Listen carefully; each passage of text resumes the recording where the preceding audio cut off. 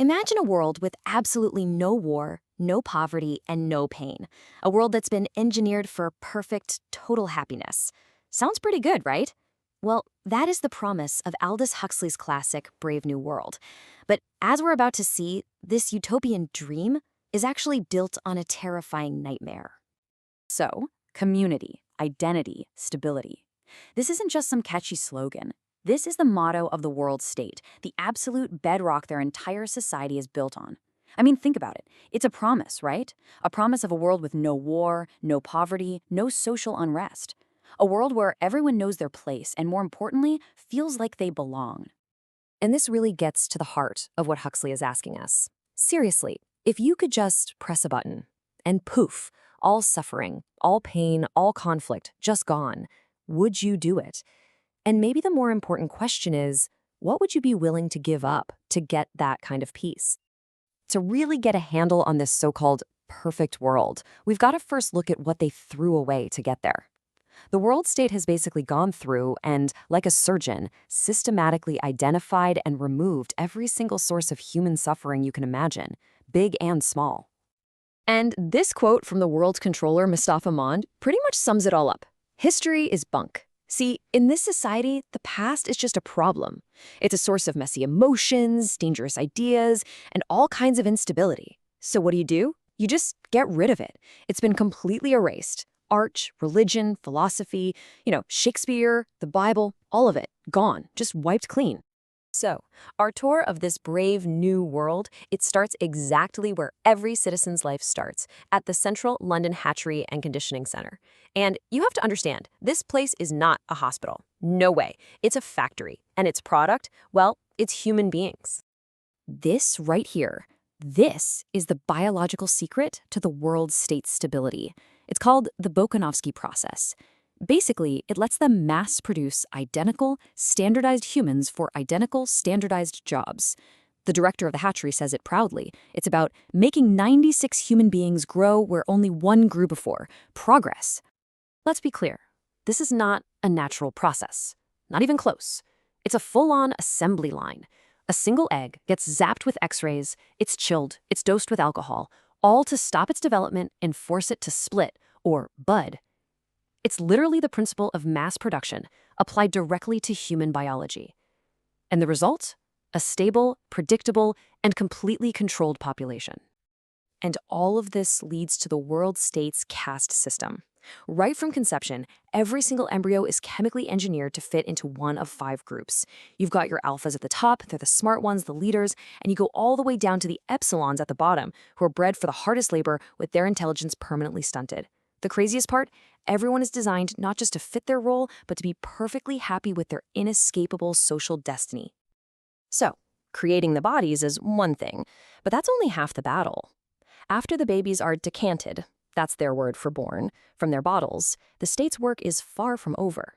Now their minds have to be molded, just as carefully as their bodies were. This is one of the most chilling scenes in the whole book.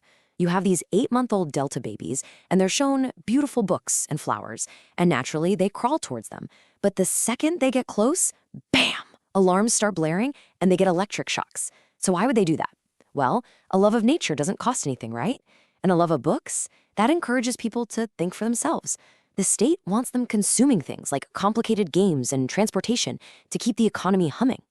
This might just be the most powerful tool of control they have. It's called hypnopaedia, or sleep teaching. While everyone is asleep, little whispers come from speakers under their pillows, just repeating the state's slogans and ideology over and over and over again. We're talking thousands of times, until that external message literally becomes their own inner voice. But here's the really crucial thing to get about sleep teaching. It can't actually teach you complex stuff. Early experiments showed a kid could repeat a whole lecture word for word after hearing it in his sleep, but he had absolutely no clue what any of it meant. So you see, it doesn't teach you how to think, it just teaches you what to think. It completely bypasses your rational mind and just plants these ideas straight into your subconscious. So, once these citizens are decanted and conditioned, how does the state keep them in line as adults? Well, it's basically a 1-2 punch of chemical persuasion and non-stop social reinforcement. It's a system designed to make sure nobody ever even thinks about stepping out of place. And this is the state's silver bullet for any leftover unhappiness. Feeling a little sad, anxious, frustrated? Hey, just take a gram of soma. The book describes it as having all the advantages of Christianity and alcohol, none of their defects. It is, quite simply, the perfect social pacifier. And these sleep-taught slogans perfectly illustrate the kinds of truths being piped into everyone's head every single night. Like, ending is better than mending. That just fuels consumerism. A gram is better than a dam. That pushes you to take soma instead of actually dealing with your feelings. And the big one, everyone belongs to everyone else, promotes total promiscuity to get rid of messy things like love and jealousy. Think about this. In this world, words like mother and father are considered disgusting, like the worst swear words you can imagine. The whole idea of a family unit, with all its intense emotions and complicated loyalties, has been completely abolished. And the reason is simple. The state wants to make sure that every citizen's one and only loyalty is to the state itself. Okay, just when you think you've got your head wrapped around the logic of this perfectly controlled world, the story throws a massive wrench in the works. It introduces a character who just shatters everything, because he's someone who has never, ever been conditioned. So there's this place called a savage reservation out in New Mexico. It's one of the last few spots on Earth that the world state hasn't touched. And it is the exact opposite of everything we've seen. It's a place with dirt, disease, families, and old people. When a citizen named Lenina goes to visit, her conditioned brain just cannot handle it. Her simple reaction says it all about the clash between these two worlds. I don't like it. And this is where we meet John.